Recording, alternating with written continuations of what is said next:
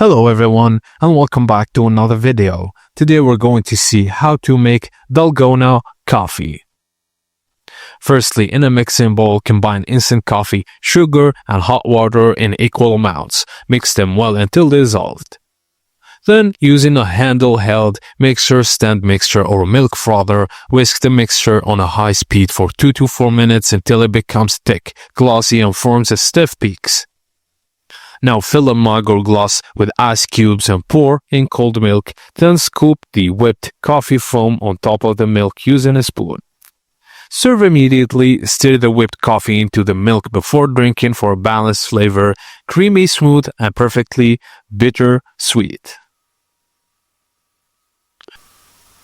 And that's it guys, as simple as that. Thank you for watching and please don't forget to like and subscribe for more tips and tricks like this.